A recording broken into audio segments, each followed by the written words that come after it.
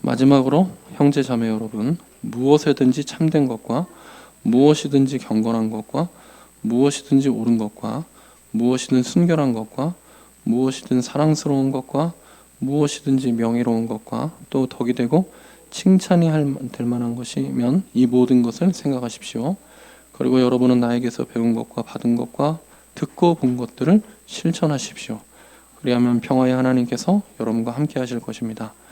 나를 사랑하는 마음을 여러분에게 지금 다시 일어난 것을 보고 나는 주님 앞에서 크게 기뻐하였습니다. 사실 여러분은 항상 나를 생각하고 있었지만 그것을 나타낼 기회가 없었던 것입니다. 내가 궁핍해서 이렇게 말하는 것이 아닙니다. 내가 어떤 처지에서도 스스로 만족하는 법을 배웠습니다. 나는 비천하게 살 줄도 아고 풍족하게 살 줄도 압니다. 배부르거나 굶주리거나 풍족하거나 궁핍하거나 그 어떤 경우에도 적응할 수 있는 비결을 배웠습니다. 나에게 능력 주시는 분 안에서 나는 모든 것을 할 수 있습니다. 아멘. 자, 우리가 지난 시간까지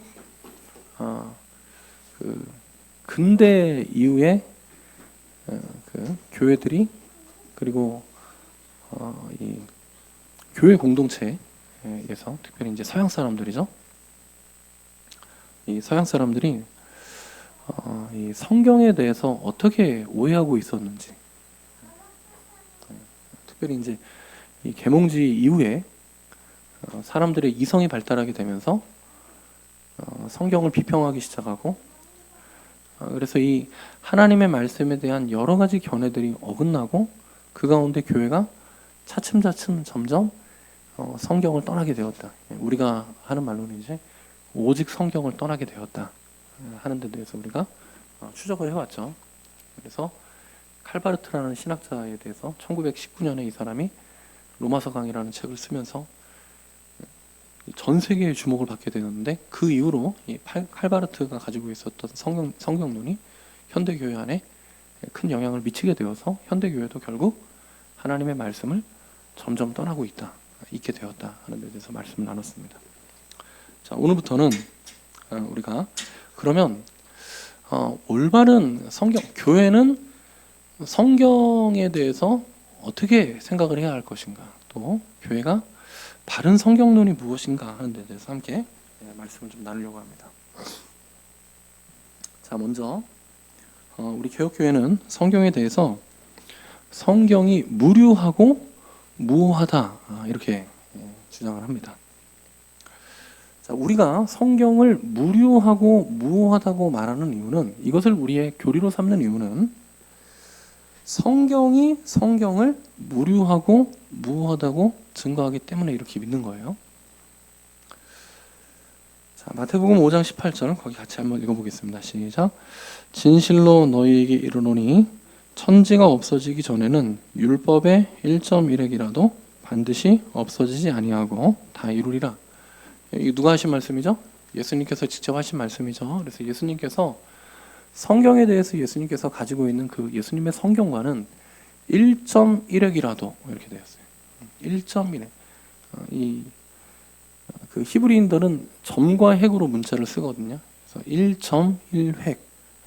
보통 이제 이 선은 자음을 쓸 때 사용하고 점은 모음을 쓸 때 사용하는데, 그 우리식으로 말하면 자음과 모음 하나라도 이게 다 하나님의 말씀이라 다 이루어지게끔 기록이 되었다. 이게 예수님 가지고 있었던 성경관입니다. 자, 디모데후서 3장 16절에 사도 바울은 이렇게 말하죠. 모든 성경은 시작. 모든 성경은 하나님의 감동으로 된 것으로 교훈과 책망과 바르게 함과 의로 교육하기에 유익하다. 모든 성경은 하나님의 감동으로 되었다. 이게 하나님의 말씀이에요. 그래서 우리는 이 성경 이외에 다른 책을 전혀 보지 않는 사람들은 아닙니다. 기독교는 성경만 보고 다른 책은 다 갖다 버려라 이렇게 말하는 종교는 아니에요. 오히려 그 반대죠.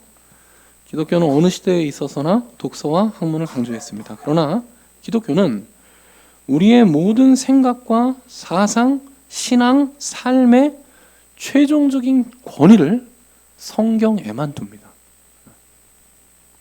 왜 그렇죠? 성경만이 유일하게 무료하고 무오한 권위가 됩니다.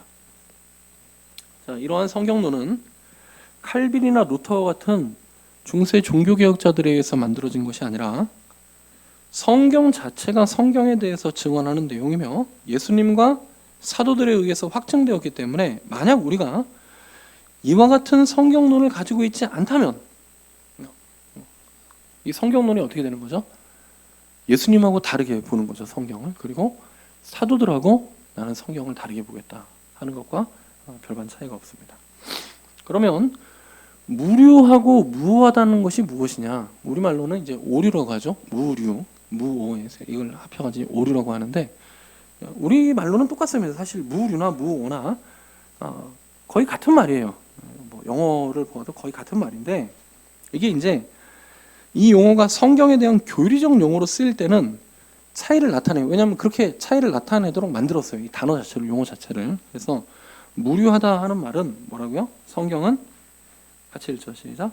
성경은 하나님의 진리의 근원으로서 결함이 없으므로 완전히 신뢰할 수 있다. 그래서 무류하다는 것은 성경이 진리의 근원으로 신뢰할 수 있다, 온전히 신뢰할 수 있다 하는 뜻에서 무류성을, 그래서 원래는 이 무류성밖에 없었습니다. 성경에 대해서 우리 믿음의 선배들은 성경에 어떤 책이냐 했을 때 성경 완전히 신뢰할 만하지 이렇게 고백을 하면 끝났어요.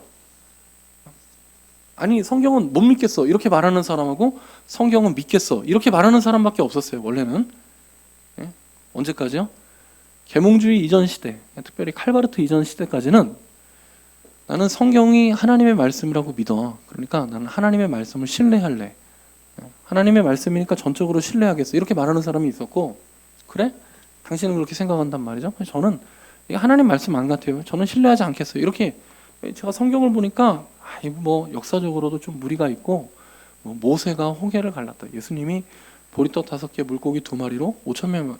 저는요 이 계몽주의 시대 이후의 사람이라 이런 거 저는 이성적으로 받아들일 수 없어요. 그러니까 나는 성경을 믿지 않겠어요. 이렇게 했는데, 그래서 무류성만 가지고도 충분했는데 20세기 초반 이후에 어떤 사람들이 등장한 거죠?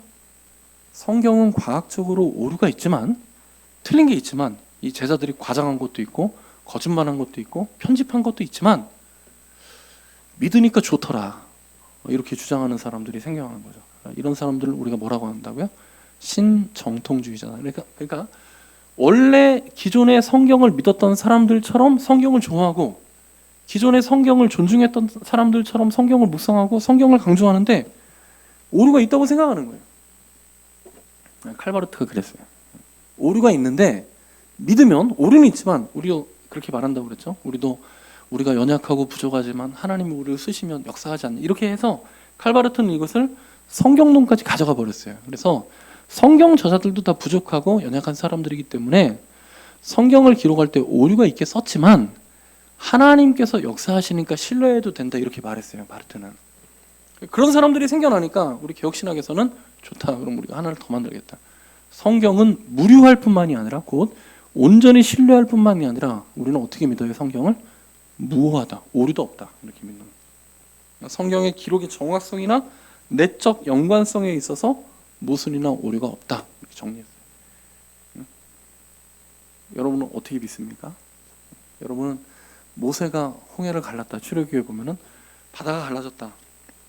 그러니까 칼바르트는 이런 거 설명하려면 복잡하잖아요. 이게 어떻게 갈라진 거냐, 뭐 이게 설명을 해야 되고, 기도원이 기도하니까 태양이 그 자리에서 반나절 동안 멈추게 되죠. 이런 거 옛날에 과학이 발달하기 전에는, 혹이 과학이 있었어도 이 과학이 우리의 삶의 중심에 놓여지기 전까지는 사람들이 그러한 것들에 대해서 있는 그대로 믿고 신뢰를 했는데 이제 이걸 증명해봐라 이렇게 나온 거예요. 그러니까 증명이 안 되죠. 우리가 증명이 안 되니까 바르트가 증명 안 해도 된다, 믿으면 하나님이 역사한다 이렇게 말합니다. 근데 우리 개혁신학은 이 신정통주의자하고 달라요. 우리는 믿습니다. 우리는 다 몰라요. 이 내용에 대해서 다 알지 못합니다. 그러나 우리가 믿기로 어떻게 믿는다고요? 성경은 그 기록의 정확성이나 내적인 연관성에 있어서 오류가 없다. 이것이 우리 개혁신앙이 가지고 있는 성경에 대한 입장입니다. 왜 그렇죠? 예수님께서 1.1획이라도 우리 사도들이 모든 성경은 하나님의 감동으로 된 것으로 이렇게 증거하고 있기 때문에 우리는 성경이 무류할 뿐만이 아니라 무효하다고 믿는 거예요. 신정통주의자들 혹은 오늘날의 많은 이 자유주의 신학자들은 성경 안에 기록된 모든 기록은 인간 저자들을 통해서 주어졌기 때문에 당연히 여러 부분에서 인간적인 부족함이 있지만 그럼에도 불구하고 우리가 이 하나님의 말씀을 신실하게 믿으면 하나님께서 알아서 역사를 해 주실 것이다. 이렇게 믿어요.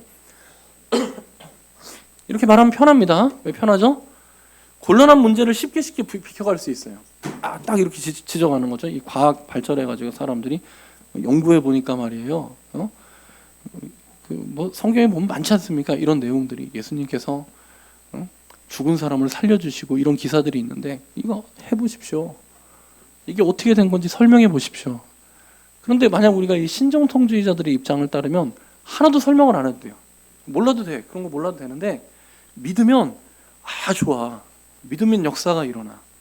칼바르트의 스승이 불투만이었거든요. 이 불투만이 이러한 신학의 대가였죠. 그러나 우리는 성경이 무료할 뿐만이 아니라 무효하다고 믿습니다. 우리만 이렇게 믿는 게 아닙니다. 역사적으로 교회는 이와 같은 성경론을 지속적으로 견지해 왔어요. 자, 1536년 제네바 고백이죠. 이 칼빈이 종교개혁 했을 때 제네바 고백에서는 성경에 대해서 이렇게 고백을 합니다. 오직 성경만을 신앙과 종교의 법칙으로 따르고자 함을 선언한다. 제가 짧게 요약해 왔는데요. 프랑스 신앙 고백도 이렇게 고백합니다. 시작. 우리는 성경에 포함된 하나님의 말씀이 하나님에게서 나왔으며 그 권위가 인간이 아니라 오직 하나님에게서 부여된다는 것을 믿는다. 또 성경은 하나님께 대한 봉사와 구원에 필요한 것들을 모두 포함하고 있으며 모든 진리의 법칙인 만큼 무엇을 첨가하거나 삭제 또는 변질시키는 것은 인간은 물론 천사에게도 불법이다. 그대로 놔두라는 거예요. 그대로 놔둬라. 다 맞다. 다 옳다. 그 이유가 뭐죠? 하나님에게서 왔기 때문에 옳을 수밖에 없다. 우리가 모르는 것이다. 아직 우리가 역사비평이라고 하거든요. 이 역사비평이라고 해요. 이 성경에 대해서 이런 식으로 합리성을 가지고 이 성경을 들여다보고 그래서 이거는 합리적으로 볼 때 하나님의 말씀이 아니다. 이렇게 탁탁 쳐내는 것은 이게 역사비평인데 우리가 다 모르는 거예요. 이거를 우리가 세상 전체의 지혜를 가지고 있고 세상 전체를 다 알고 성경에 대해서 평가할 자격이 없다는 거죠. 그러니까 하나님으로부터 왔으니까 이것이 무하고 무료하니까 놔두라는 거예요. 변질시키지 말고 빼지 말고 이건 하나님의 말씀이 아니다. 이건 하나님의 말씀. 자꾸 막 이렇게 빼죠. 빼는 사람들 있죠. 그런 사람들은 역사적으로 신앙 고백을 해왔던 이 믿음의 선배들의 발자취에서 떠나는 거예요. 자, 교회사에서 주목받을 만한 영적 각성시대의 공통점들. 스코틀랜드의 언약도, 또 뉴잉글랜드의 청교도들, 조나단 에드워즈, 미국 사람이죠. 영국의 조지 히필드, 존 웨슬리, 다니엘 로란즈, 19세기 찰스 스펄전, 제이시 라인, 호라티우스 보나르, 로버트 맥체인, 20세기의 캠벨 몬가, 마틴 루이 존스. 이 모든 사람들이 어떤 사람들이냐면 주목할 만한 영적 각성의 시대에 하나님 앞에 쓰임받았던 이 교회 지도자들인데 이 모든 사람들이 지금 제가 여러분들에게 말씀한 것처럼 성경은 무료하고 무효하다고 믿었던 사람들이 그 범위를 뛰어넘지 않았어요. 우리 믿음의 선배들이. 이 사람들 바보가 아닙니다. 여러분 아는 것처럼 마틴 루이 존스 의사였죠. 이 사람이 지식이 없어가지고 뭐 나는 바보라 성경을 보니까 뭐 기적이 있고 이런 거다 이대로 다 믿겠다. 그런 바보가 아니라 하나님의 말씀이기 때문에 하나님이 그렇게 하셨다고 진짜로 믿었어요. 진짜로 믿고 믿었기 때문에 선포했고 선포했기 때문에 하나님께서 이들을 통하여 교회에 위대한 영적인 각성을 일으키셨던 것입니다. 어느 시대나 성경은 많은 사람에게 여러 가지 이유로 외면을 받지만 또한 각 시대마다 하나님께서는 하나님의 말씀을 온전히 믿고 의지하는 당신의 일꾼들을 통해 영적인 각성을 이루어 오신 것입니다. 지금 제가 여러분들에게 말씀드리는 이 모든 신앙의 선배들은 이들뿐만이 아니겠죠. 짧게 써야 되니까 제가 최대한 짧게 요약해 온 거고 이 믿음의 선배들은 하나님의 말씀의 무료성과 무호성이라는 이 울타리를 단 한 번도 벗어나지 않았습니다. 이 안에서만 사역했어요. 많은 사람들이 하나님의 말씀을 진짜로 못 믿습니다. 하나님의 말씀을 실제로 믿고 이 하나님의 말씀이 교회 안에서 실제로 우리의 의식을 뛰어넘어 성도들의 영혼을 하나님께서 붙잡으신다는 건 실제로 봅니다. 근데 실제로 이런 일이 있었습니다. 이들은 어쩌다 보니까 사역의 현장 가운데서 나름대로 최선을 다하다 보니까 나도 알지 못하게 내가 성경의 무호성과 무료성을 뛰어넘지 않고 사역했네? 이렇게 한 게 아니에요. 처음부터 성경은 무한 것이고 무료한 것이라는 것을 믿고 최선을 다해서 그 범위 안에서 사역했습니다. 자기들을 그 범위 밖으로 빼내지 않았다고요. 왜 우리가 오늘날 칼바르트나 이런 어떤 그 신비주의자들 혹은 감정주의자들, 그래서 형광펜 하나만 있으면 성경 공부할 수 있다 이렇게 막 말하는, 마음에 부딪히는 말씀이 하나님의 말씀이다, 이런 사람들에 대해서 우리가 왜 신정통주의라고 하는지 알겠습니까? 이들은 가까이는 로이드 존스나 찰스 스펄전, 요한 웨슬리 이런 사람들과 성경에 대해서 다른 태도를 가지고 있는 것이며, 멀리는 사도들과 예수님이 가르친 방식과 다르게 성경을 이해하고 증거하는 거예요. 이런 식으로 보지 않았어요. 우리 믿음의 선배들 전체가 쭉 타고 올라가면은 사도들과 예수님까지도 오늘날 사람들이 성경에 대해서 막 말하는, 조금 우리가 지식이 있다고, 조금 우리가 뭘 좀 배웠다고 해서 성경에 대해서 그렇게 쉽게 말하고 쉽게 단정하고 나 마음에 부딪히면 됐지, 위로받았으면 됐지, 감동받아, 이런 식으로 성경을 배우지 않았대요. 아무도. 우리 믿음의 선배들이. 아무도라는 말은 좀 제가 적합하지 않은 것 같습니다. 지금도 그렇게 이렇게 이 길에서 떠나는 사람이 있으니까. 그러나 하나님께서 정말 교회사 가운데 아름답게 영적인 각성을 이루었던 그 믿음의 선배들 가운데는 성경의 무료성과 무호성을 벗어난 적이 없습니다. 어떤 사람들은 아니 목사님, 꼭 우리가 예전에 이렇게 했던 방식대로 봐야 됩니까? 지금 오늘날 이렇게 보는 방식, 오늘날 여러분 문학도요, 독자비평이라는 게 나왔죠. 독자비, 이게 그러니까 여러분 하나님의 말씀을 이렇게 보는 교회도요, 그 시대의 흐름에 어떤 영향을 받아요. 어떤 글이든지 독자가 볼 때 좋은 글이 좋은 글이다, 이게 이제 오늘날의 큰 문학의 흐름이거든요. 그러니까 하나님께서 본래 하나님의 말씀을 통해서 주시려고 했던, 곧 하나님께서 이 말씀을 기록할 때 여기에 하나님의 뜻을 담아가지고 기록을 했기 때문에 우리 믿음의 선배들은 이 하나님의 말씀이 담고 있는 그 하나님의 뜻을 어떻게 했어요? 느낀 게 아니라 배웠다고요. 느낌이 아니라 배움이에요. 우리 믿음의 선배들은 성경을 즐기기 전에 성경을 어떻게 했습니까? 배웠어요. 어디에서요? 교회 와서 배웠어요. 그냥 쭉 읽고, 여러분 한 권씩 제가 줄 테니까 돌아가셔가지고 집에 가서 감동되는 거 이렇게 밑줄 긋고 거기에 하나님이 주신 말씀 감동 적어오세요. 이렇게 안 하고요, 배웠어요. 이 말씀은 이런 뜻입니다. 이 말씀은 하나님께서 이 말씀을 통해서 우리에게 이것을 명령하고 계십니다 하는 것을 배웠어요. 이 사람들이 다 그래서 성경 교사들이었어요. 우리 믿음의 선배들이 가르쳤어요. 하지만 어떤 사람들은 오늘날의 이런 새로운 성경을 바라보는 방식에 대해서 발전한 것 아니냐 이렇게 말합니다. 분명히 변화가 일어난 건 확실해요. 변화가 일어난 건 확실한데 이것에 대해서 이 변화를 왜 이렇게 부정적으로만 보느냐, 발전된 것 아니느냐 이렇게 부르는 사람들도 있습니다. 그러나 저로서는 우리의 마음에 와 닿는 말씀을 하나님께서 주신 말씀으로 이해하려는 이 신정통주의적인 시도는 발전이 아니라 탈선한 것으로 보입니다. 이것은 기독교 신앙의 근간을 흔드는 것입니다. 자, 그래서 19세기 감리교회 감독이었던 폴이라는 감독은 이렇게 말했어요. 같이 읽죠. 시작. 작은 타협이 큰 타협을 불러와 결국 질식시키는 상태로 나아갈 수 있다. 성경의 무료성과 무호성에 대한 타협은 기독교 신앙의 뿌리다. 일단 벌레가 어떤 나무의 뿌리를 갉아먹도록 허락한다면 그 나무의 가지와 잎과 열매가 조금씩 썩어가는 것을 보더라도 놀라지 말아야 한다. 자, 저는 교회가 우리가 보고 있는 이 성경에 우리의 경험이 아니라, 우리의 감정이 아니라 하나님께서 우리에게 주시는 이 하나님의 말씀에 우리 교회 모든 지체들의 신앙과 삶의 권위를 두지 않는다면 우리의 모임이나 사역이나 그 어떠한 것에도 어떤 의미를 찾을 수도 없다고 믿습니다. 또 우리가 뭐 성경, 세상 어느 교회도 우리 교회는 성경 중심이 아닌데 이렇게 말하는 교회는 없어요. 성경을 배우는 이 방식에 있어서도, 성경을 이해하는 이 방식에 의해서도 성경과 그리고 성경을 배우는 방식에 대한 이해가 왜곡되면 우리의 신앙생활 전체가 왜곡된다고 믿습니다. 우리는 성경 옆에 무엇을 더해서도 안 되며 성경에서 무엇인가를 빼서도 안 되고 우리 믿음의 선배들이 하나님의 말씀에 대해서 가지고 있었던 그 태도 그리고 하나님의 말씀을 다루는 그 방식에서 우리가 더 그들보다 훨씬 뛰어나고 발전됐다는 착각 가운데서 이것을 넘어서려고 해서는 안 됩니다. 우리는 성경이 성경으로 인정된 그 자체 역시 성경 자체의 고유한 능력으로 인정해야 합니다. 우리가 성경을 읽어보고 다 증명해가지고 이거는 이렇게 증명됐으니까 하나님의 말씀이고 이거는 아직 증명이 안 됐으니까 하나님의 말씀이야 이렇게 말할 수 있는 것이 아니라 성경이 성경을 증거합니다. 교회가 성경을 확립한 것이 아니라 성경이 교회를 세우는 것이에요.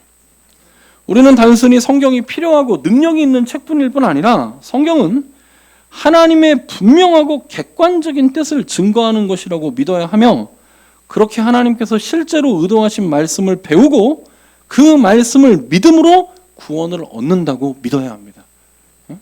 내가 받고 싶은 위로, 내가 느꼈던 감정, 내가 읽고 나서 받았던 위로로 구원을 얻는 것이 아니라 그 말씀을 통해서 실제로 드러내신 그 하나님께서 자기에 대해서 말씀하시는 그 하나님을 우리가 성경을 통해서 배울 때 그리고 믿을 때 구원이 임하는 것입니다. 그렇기 때문에 우리는 성경을 소중히 여기지만 성경을 자기 마음대로 해석하고 자기의 감정을 따라 감동을 받고 자기가 원하는 방식으로 인용하는 사람들에 대해서 반대하는 것입니다. 우리는 성경을 즐기기 이전에 성경을 배워야 한다고 믿습니다. 이것이 우리가 성경이 무료하면서도 무오하다고 고백하는 신앙에 대한 최종적인 해설이에요. 자, 두 번째예요. 자, 우리가 그러면 성경에 대해서 어떤 바른 태도가 무엇이냐?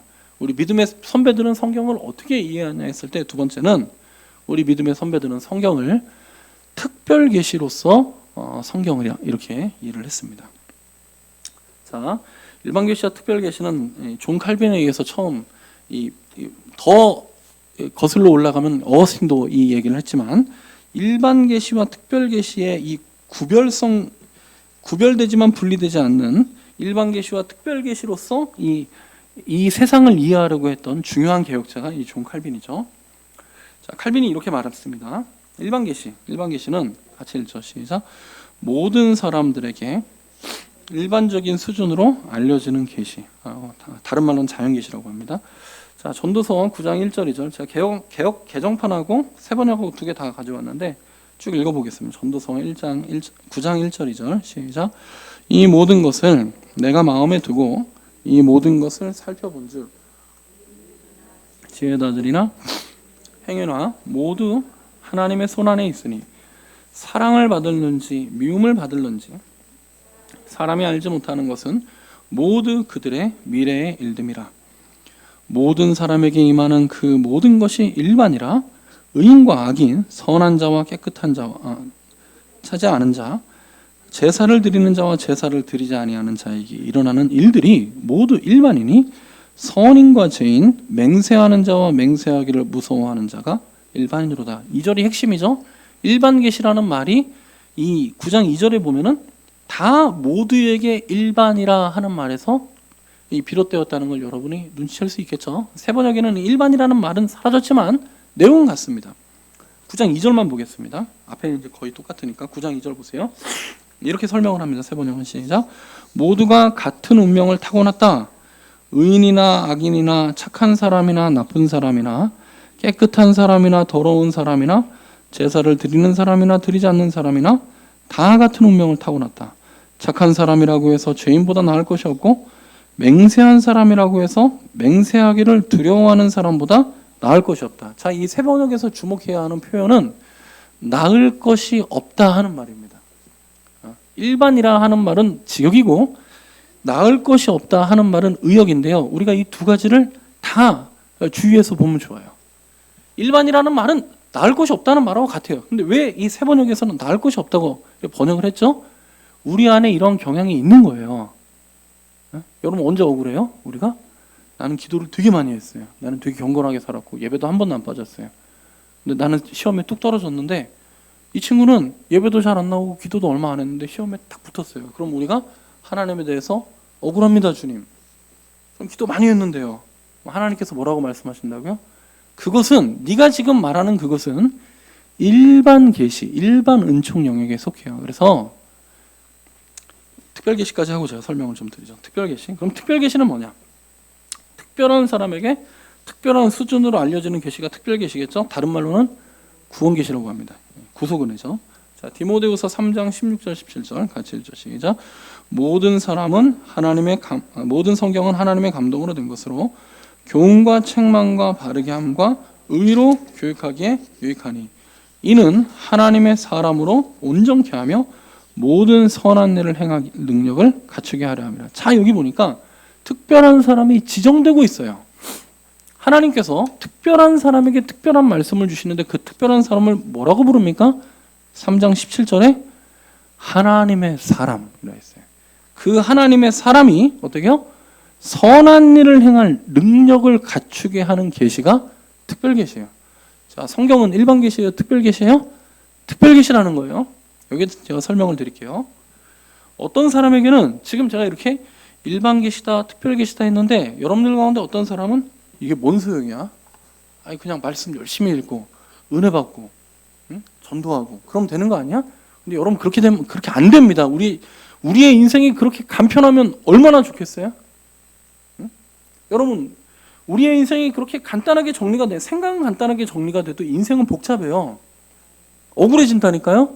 제가 방금 말씀드린 억울해져요. 나중에 시간이 지나면 그냥 하나님의 말씀 잘 듣고 신앙생활 잘하면 하나님께서 우리의 삶을 잘 알아서 보호하고 인도하실 것이라고 믿는 것이 속이 편하다 이렇게 주장하는 사람들이 있습니다.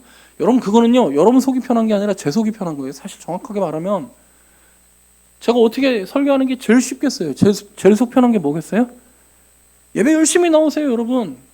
기도 열심히 하십시오. 여러분 하나님께서 어마어마하게 축복하시면 우리 하나님은 모든 세상의 주인이에요. 여러분 열심히 기도하면은 하나님께서 어마어마하게 복 주세요. 제가 편한 거예요. 저는 어려울 게 없어요. 여러분 그렇게 설교하고 전 내가 버리면 돼요. 어려운 건 여러분이에요. 진짜로 이렇게 됩니까? 우리의 인생이 이렇게 간단하게 딱 정리가 됩니까? 안 된다니까요. 그러니까 우리 믿음의 선배들이 하나님의 말씀을 연구해가지고 여기에 대해서 설명을 해주는데 이 설명이 위로예요. 잘 들어보세요. 자, 일반 계시하고 특별 계시, 일반 은총의 세계가 있고 특별 은총의 영역이 있어요. 어떤 사람들은 우리가 이렇게 탁탁 정리하는 거 있죠. 읽고 은혜 받아, 믿어, 은혜 받아, 묵상하란 말이야. 명상해, 음악도 틀어놓고. 이런 사람들에게는 성경이 일종의 수행이 돼요. 수행. 예? 불교나 이런 그 이슬람 같은 데 가면 그 참선 그런 거 있잖아요. 그런 수행하는 과정이 있잖아요. 그렇게 되는 겁니다. 무슨 뜻인지 몰라도 쭉 읽어 나가는 거죠. 그러면서 자신의 마음을 다스리는 사람들이 있습니다. 제가 아는 분 가운데 어떤 분은 최근에 서예를 배웠는데 자기가 이 붓글씨를 쓰는데 붓글씨를 이왕 쓰는 거 성경을 써야겠다 내가. 펜글씨 이렇게 촉으로 쓰는 글씨 있습니까? 이분이 성경을 필사합니다. 그래서 열심히 성경을 썼는데 첫 번째 성경을 쓸 때 아들이 좋은 대학에 붙었어요. 근데 두 번째 성경을 이분이 안 썼어요. 그런데 딸이 대학에 떨어졌습니다. 그래서 올해 다시 이분이 성경을 썼어요. 작년에 써가지고 작년에 대학 좋은 데를 갔어요.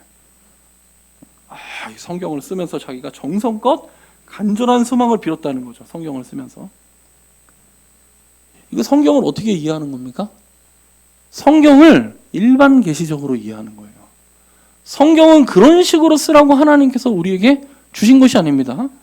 일반 계시가 아니라 특별 계시예요. 여기에서 특별하다는 것은 말 그대로 일반적인 원리와 구별되는 하나님의 역사를 강조하는 것입니다. 성경은 특별한 목적과 특별한 사람들에게 특별한 목적을 가지고 주어지는 거예요. 다시 말해서 성경이 없으면 안 되는 일을 하나님께서 주시는 거예요. 여러분 좋은 대학은요 굳이 성경을 쓰지 않아도 갈 수가 있어요. 그건 일반 계시의 영역, 일반 은총의 영역에 속해요. 우리가 살아가는 이 세상은 세상을 움직이는 원리가 있습니다. 돈을 잘 버는 사람은 이 세상을 움직이는 원리를 우리보다 잘 알면 돈을 버는 거죠. 제가 같이 성경 공부하는 우리 신우의 지체들 중에 한 분은 저한테 물건만 판다고 생각하는 건 다 옛날 생각이고, 목사님, 자기는 눈을 감으면 이 세상에는 다 팔 수 있는 거래요. 심지어는 돈도 팔 수 있대요. 우리는 돈을 무엇을 살 수 있을 때만 쓴다고 생각하잖아요. 그런데 이 장사꾼들은 자기들은 돈도 팔 수 있대요. 야, 돈을 어떻게 팔까? 이러한 세상을 움직이는 원리가 있는 거죠. 예를 들면 지구의 자전이나 만유 인력의 법칙과 같은 자연 물리적인 법칙이 대표적인 일반 계시, 일반 은총의 대표적인 예입니다. 이러한 일반적인 법칙과 질서가 없다면 이 세상은 유지가 되지 않습니다. 그리고 존재하는 질서는 반드시 그 질서를 드러내는데 그 드러낸다는 걸 계시한다고 하는 거예요. 그래서 우리 믿음의 선배들은 꼭 기독교 신앙이 없어도 이 세상을 사랑하는 모든 사람들은 하나님을 다 어느 정도 경험한다고 주장했던 거예요. 사람뿐만이 아니라 동물과 식물, 심지어 어느 날 하늘에서 떨어진 유성까지도 하나님의 존귀함과 능력과 영광을 선포한다 그랬어요. 다윗은 하늘은 하나님의 영광을 선포하고 궁창은 그 손으로 하신 일을 나타내. 모든 사람들은요, 이 세상에 있는 모든 사람들은 다 하나님의 은혜 가운데 살아요. 그 은혜가 어떤 은혜죠? 일반 은혜예요. 이 은혜는 어떤 은혜입니까? 전도서 기자가 말하는 9장 앞에 보면은 9장 2절에 말한 그 모든 사람에게 일반적으로 임하는 그거예요. 예수를 믿든지 안 믿든지 상관이 없어요. 이것은 예수를 믿는 사람은 밥을 안 먹어도 배가 안 고픕니까? 아니란 말이에요. 온 세상을 통해 드러나는 하나님의 존재는 누구에게나 제한이 없이 열려 있습니다.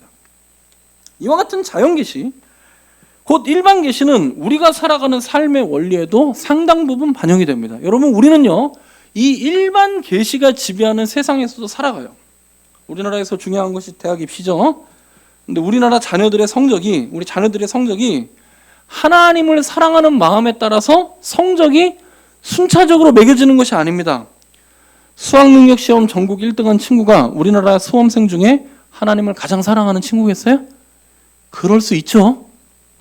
그럴 수 있어요. 그 학생이 이 친구가 수학능력 시험 1등 했는데 아니라는 법은 없어요.